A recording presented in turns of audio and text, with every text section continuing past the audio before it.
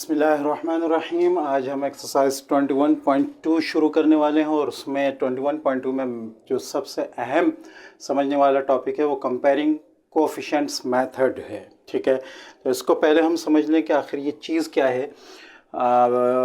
असल में इस एक्सरसाइज में उसके बाद आने वाली जो एक्सरसाइजेज़ हैं उनमें आपके पास non repeated linear factor denominator में नहीं आएगा, बल्कि जो अब सेकंड कंडीशन है रिपीटेड लीनियर फैक्टर आएगा। अब तक आपके पास जो लीनियर फैक्टर्स आ रहे थे डिनोमिनेटर में वो इस किस्म के होते थे कि वो अलग होते थे एक दूसरे से, इस किस्म के। ठीक है, ये तीनों फैक्टर एक दूसरे से मुख्तलिफ हैं।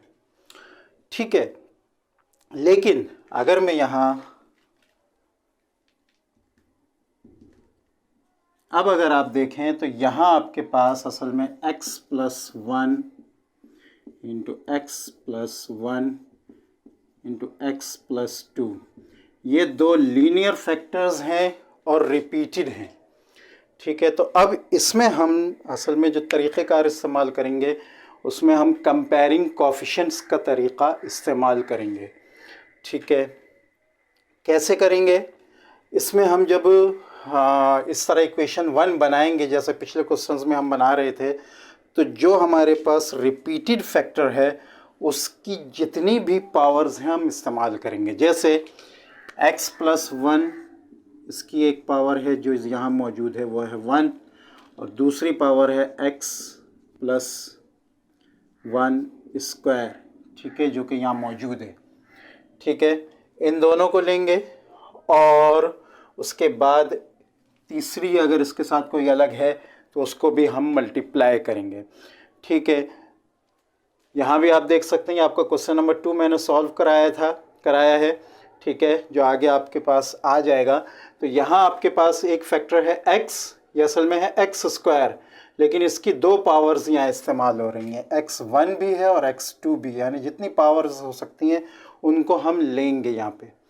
ठीक है, तो जब हम इसको लिखेंगे और मल्टीप्लाई करेंगे तो हम यहाँ, ठीक है, इधर जब हम इसके कहना चाहिए फैक्टर्स बनाएंगे इक्वेशन 1 में, तो हम क्या बनाएंगे x+1 into x+1 whole square into x+2। ठीक है, ये इस तरह तीन फैक्टर्स अलग अलग, यानी जो लीनियर फैक्टर रिपीटेड है उसकी तमाम पावर्स हम इस्तेमाल करेंगे। ये बात याद रखेंगे। अगर वो रेज़ टू पावर 3 है तो उसको पावर 1 से भी मल्टीप्लाई करेंगे, पावर 2 से भी, पावर 3 से भी। अगर रेज़ टू पावर 2 है जैसे कि इसमें है तो उसको पावर 1 से भी मल्टीप्लाई करेंगे, पावर 2 से भी, डिनोमिनेटर में एलसीएम निकालते वक्त। ठीक है, तो यहाँ आपके पास कितने ऊपर न्यूमरेटर आ जाएंगे? यहाँ आपके पास आ जाएगा a1 plus a2 plus a3, यानी ऊपर न्यूमरेटर भी उसी हिसाब से बनेंगे। ठीक है, फिर जब हम इसको आगे सॉल्व करते हैं और आगे आपको याद होगा मल्टीप्लाइंग बोथ साइड, जब डिनोमिनेटर सेम हो जाते हैं लेफ्ट हैंड साइड और राइट हैंड साइड के, तो हम उनको मल्टीप्लाई करते हैं उसी से और डिनोमिनेटर्स को ख़त्म कर देते हैं। ठीक है, और फिर वो इक्वेशन लेकर आते हैं जिस इक्वेशन में हम वैल्यूज़ को पुट करते रहे हैं पिछली एक्सरसाइज में भी। लेकिन यहाँ हम क्या करेंगे कि इस इक्वेशन से एक इक्वेशन मज़ीद और बनाएंगे। ठीक है, जैसे आपके सामने ये क्वेश्चन नज़र आ रहा है, इसकी ये वाली लाइन आप ज़रा गौर से देखें। इसमें अगर आप देखें ये वाली लाइन, ठीक है, तो यहाँ x की पावर 2 है, x की पावर 1 है और यहाँ x की पावर 0 है, कोई पावर नहीं है। तो हम इसको एक ऐसी इक्वेशन में इन न्यूमरेटर्स के साथ कन्वर्ट करते हैं, ठीक है, कि एक पावर 2 की x दे दे, एक पावर 1 का और एक पावर 0 का।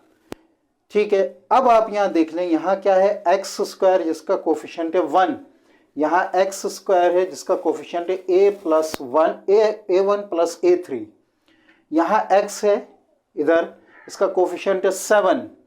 ठीक है, और यहाँ x है, इसका कोफिशिएंट है 3a1 प्लस a2। ठीक है, और यहाँ कोफिशिएंट, यहाँ कांस्टेंट है 3, यहाँ कांस्टेंट है 3a2। ठीक है।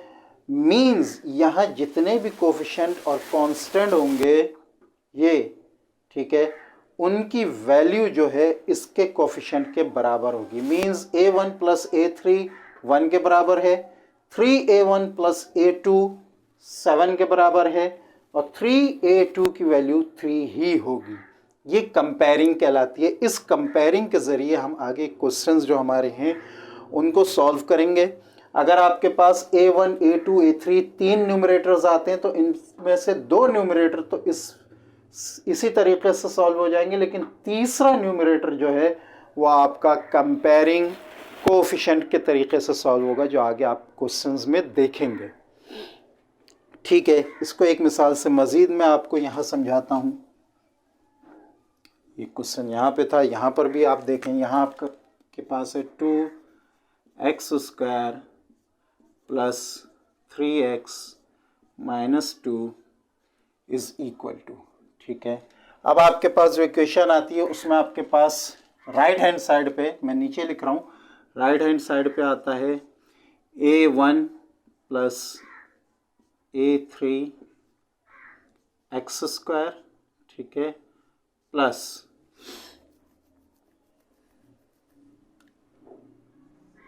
2a1 plus a2 x plus 3, या इसको आप कर लें 8a2, ठीक है। तो यहाँ ये जो आपको इक्वेशन मिली है, यहाँ आपके पास इधर एक x है जिसकी पावर 2 है और इधर भी एक x है जिसकी पावर 2 है। यहाँ एक x है जिसकी पावर 1 है, यहाँ भी एक x है जिसकी पावर 1 है, और यहाँ एक x आपको मिल रहा है जिसकी पावर 0 है, ठीक है। 0 पावर है इसलिए यहाँ 1 आ रहा है, तो 2 1 2 आ रहा है, ठीक है। तो यहाँ भी वो वैसे ही है, यानी x नहीं है, ठीक है। नाउ ये कोफिशिएंट जो है इसकी वैल्यू इन दोनों की वैल्यू के बराबर होगी, इसकी वैल्यू इन दोनों की वैल्यू के बराबर होगी, और ये वैल्यू जो आ रही है वो इन दोनों की वैल्यू के बराबर होगी, ठीक है। यहाँ असल काम कोएफिशिएंट्स के साथ है, जो यहाँ आपको मिल रहे हैं ये दोनों कोएफिशिएंट आप अच्छी तरह जानते हैं किसे कहते हैं। तो हम जब कंपेयर करेंगे तो हमारे पास क्या आएगा, a1 plus a3 is equal to 2, ठीक है, 2a1 plus a2 is equal to 3। देख रहे हैं, ये कंपेयरिंग हमने की। जब हम कंपेयर करते हैं तो फिर कोएफिशिएंट जो हैं वो बराबर हो जाते हैं। आगे आने वाले क्वेश्चंस में, जो पिछले क्वेश्चंस थे उसमें आपके पास ये इक्वेशन आती थी और यहीं से आप वैल्यू पुट कर लेते थे, लेकिन आगे आने वाले क्वेश्चंस में हम इसमें थोड़ा सा सिंप्लीफिकेशन, थोड़ा सा मेथड और करेंगे, और इस राइट हैंड साइड को इस तौर पर लेकर आएंगे कि यहाँ वेरिएबल्स की पावर यानी x की पावर वैसी ही मिल जाए जैसे कि लेफ़्ट हैंड साइड पे मिल रही हैं, ताकि हम कंपेयरिंग कोएफिशिएंट्स का मेथड अप्लाई कर सकें।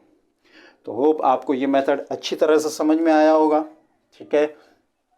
तो चलते हैं क्वेश्चन नंबर 1 की तरफ। 21.2 का क्वेश्चन नंबर 1 आपके सामने है। इस क्वेश्चन को समझने की ज़रूरत है क्योंकि इसी पर बेस है बाकी आगे आने वाले क्वेश्चंस को समझना, ठीक है।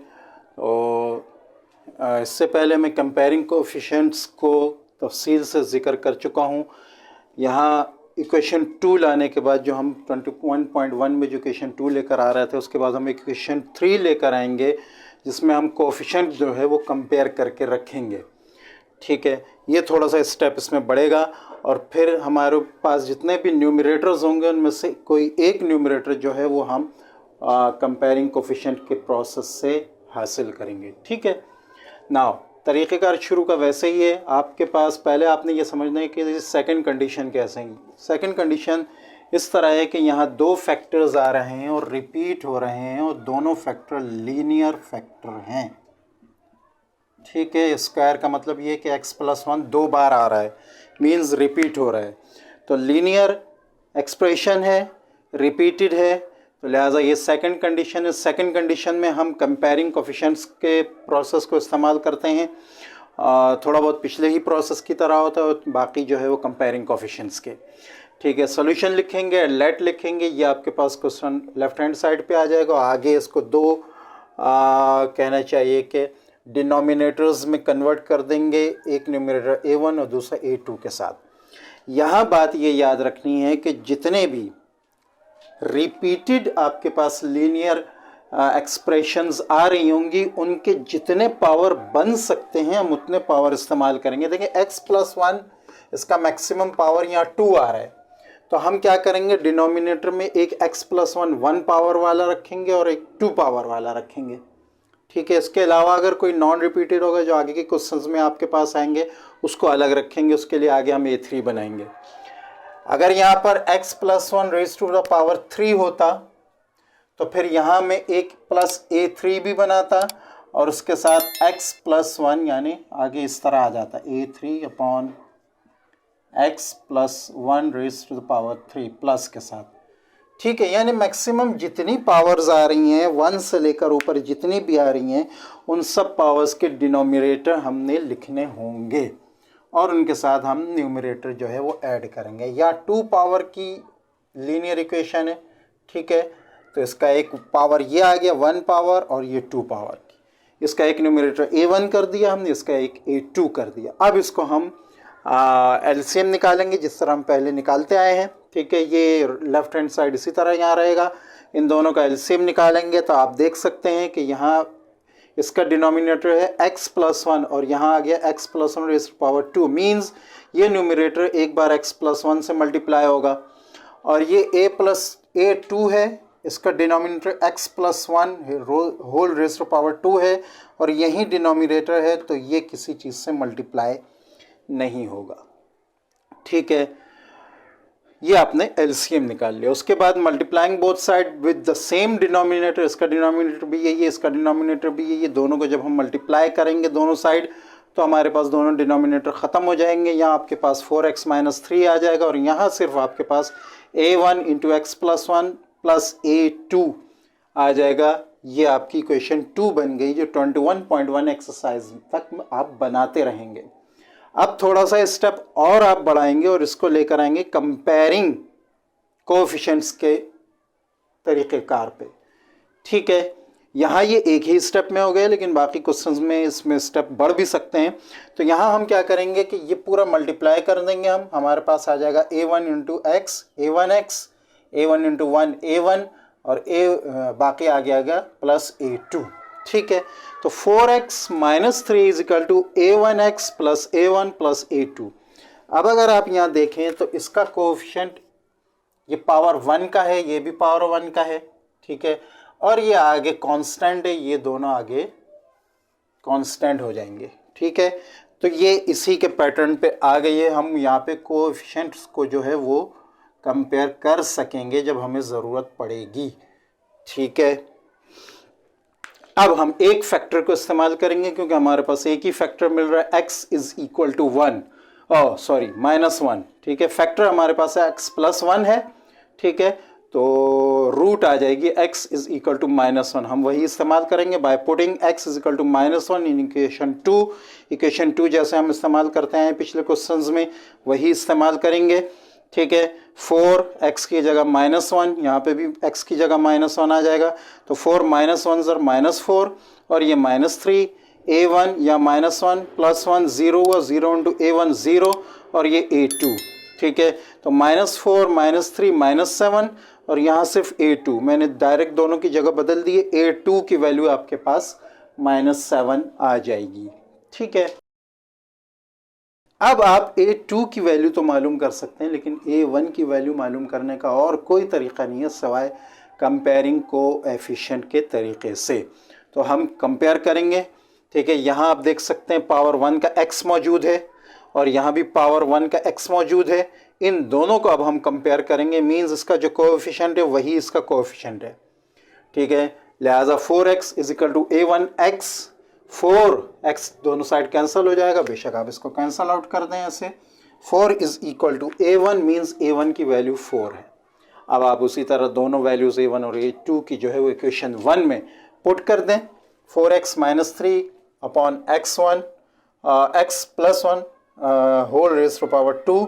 आगे A1 की जगह आपके पास 4 आ जाएगा, A2 की जगह आपके पास -7 आ जाएगा। मज़ीद आप इसको नीचे सिंप्लीफाई कर देंगे, ये प्लस साइन हट जाएगा, यहाँ माइनस आ जाएगा, ये इसी तरह नीचे आ जाएगा और यही आपका आंसर होगा। ठीक है, तो वो भी ये क्वेश्चन आपको समझ में आया होगा। इसी पैटर्न के मुताबिक आगे भी क्वेश्चन होंगे। अब हम क्वेश्चन नंबर 2 को सॉल्व कर लेते हैं।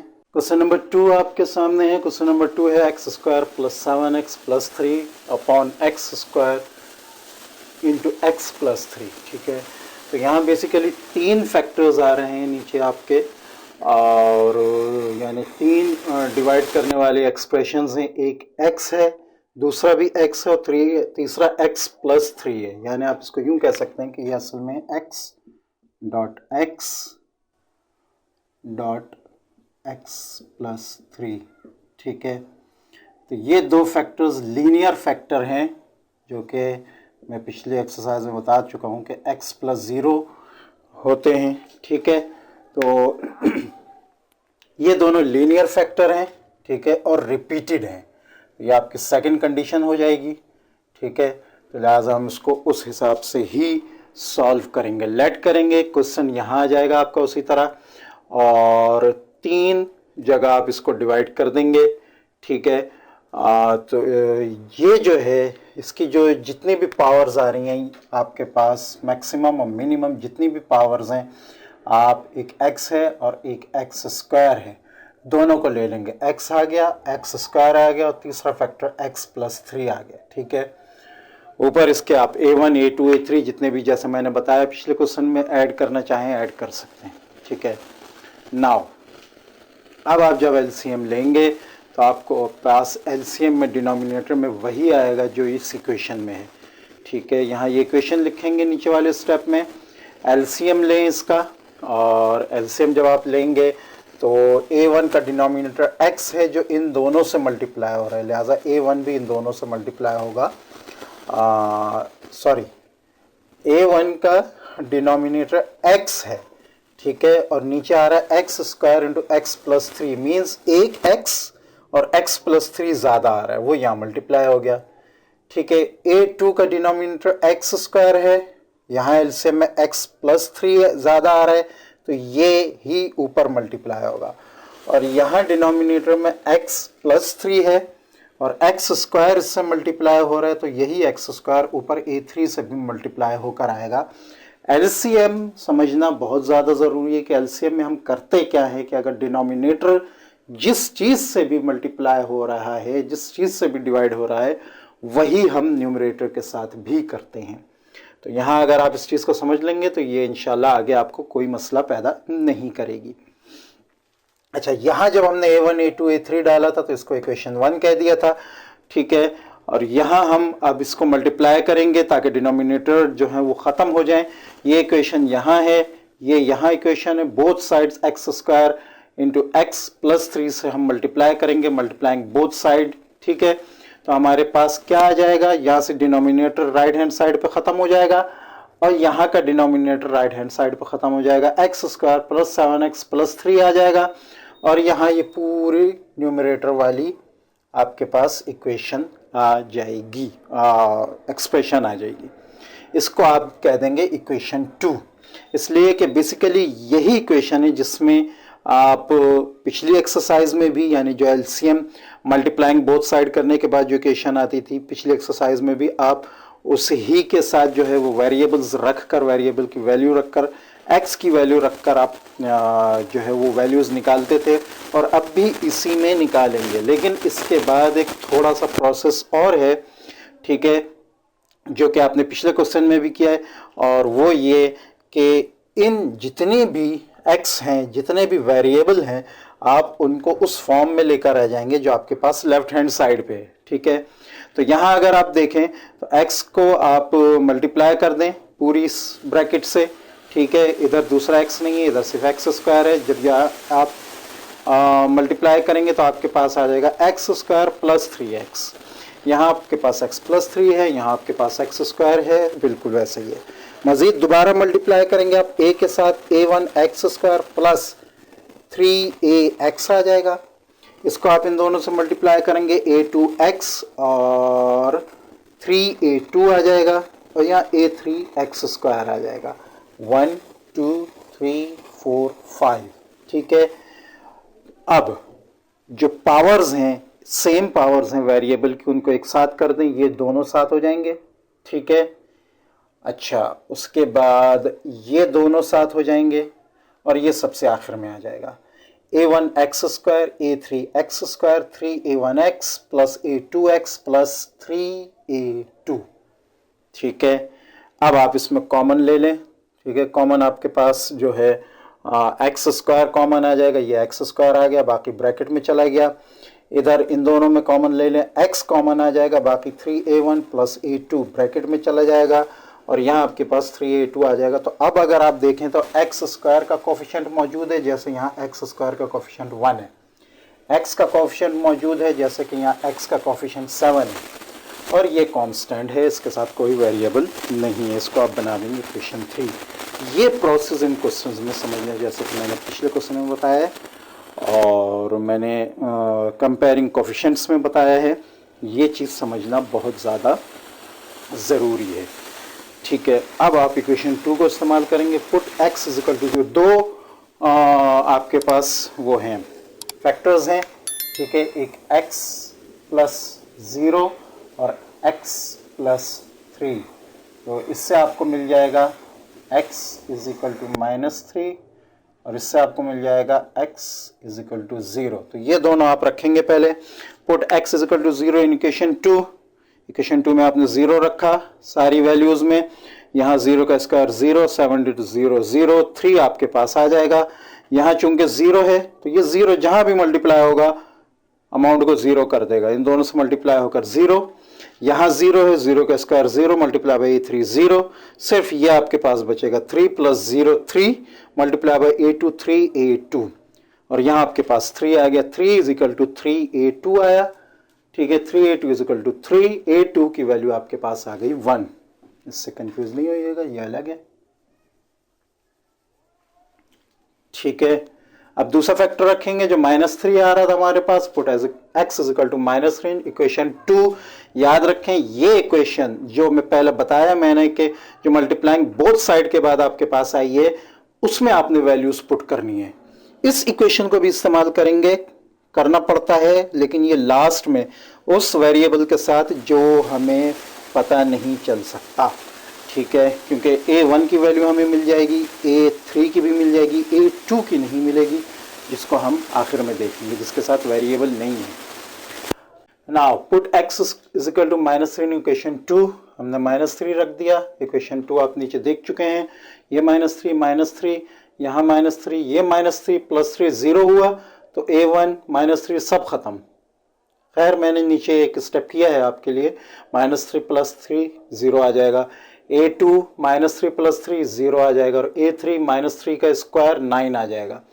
ये -3 का स्क्वायर 9, 7 × -3 -21 प्लस 3 आ गया।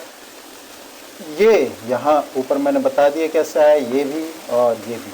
तो यहाँ आपके पास 0 चूंकि इन दोनों से मल्टीप्लाई हो रहा है 0 हो जाएगा, ये 0 इससे मल्टीप्लाई हो रहा है 0 हो जाएगा, और ये आपके पास 9a3 से मल्टीप्लाई होकर 9a3 आ जाएगा। तो यहाँ आपके पास आ रहा है -9 is equal to 0 plus 0 plus 9a3। यहाँ सिर्फ 9a3 बच रहा है, इसको आप इस साइड कर दें, माइनस साइन 9 को उस साइड कर दें, आपके पास आ जाएगा 9a3 इज इक्वल टू -9। तो a3 की वैल्यू बोथ साइड को 9 से डिवाइड कर देंगे आप, तो a3 की वैल्यू आपके पास आ जाएगी -1। ठीक है, अब आपके पास a3 की वैल्यू आ गई है और a2 की आ गई है। ठीक है, a1 की वैल्यू जो है वो आप कंपेयरिंग कोफिशिएंट के मेथड से करेंगे। तो अगर आप इस इक्वेशन को देखें तो आपके पास a1 प्लस a3 जो है आपके पास आ रहा है 1। ठीक है, आप यही रखेंगे।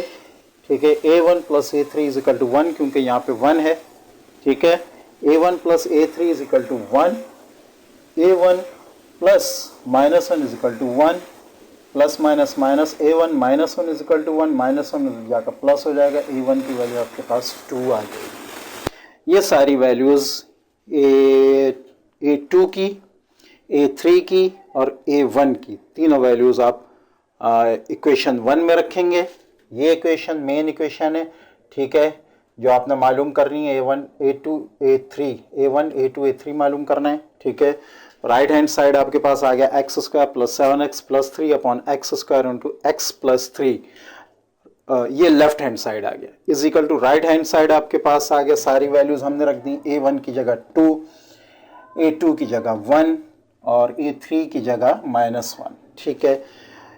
ये आपका राइट हैंड साइड हो गया। लेकिन अभी चूंकि यहाँ -1 है, मज़ीद इसको सॉल्व करना पड़ेगा, मज़ीद इसको जो है हम इसको सिंप्लीफाई करेंगे, ठीक है। तो ये लेफ्ट हैंड साइड दोबारा यहाँ आ जाएगा और इज़ इक्वल टू करके 2 upon x plus 1 upon X square minus 1 upon x plus 3, ये आपके पास आंसर है। उम्मीद है कि ये क्वेश्चन आपको समझ में आया होगा। वीडियो अच्छी लगे तो इसको लाइक करें, दूसरों से शेयर करें और चैनल को सब्सक्राइब करना ना भूलें, ताकि आगे आने वाली वीडियोस की नोटिफिकेशंस आपको मिलती रहें। अस्सलामु अलैकुम व रहमतुल्लाहि व बरकातुहू।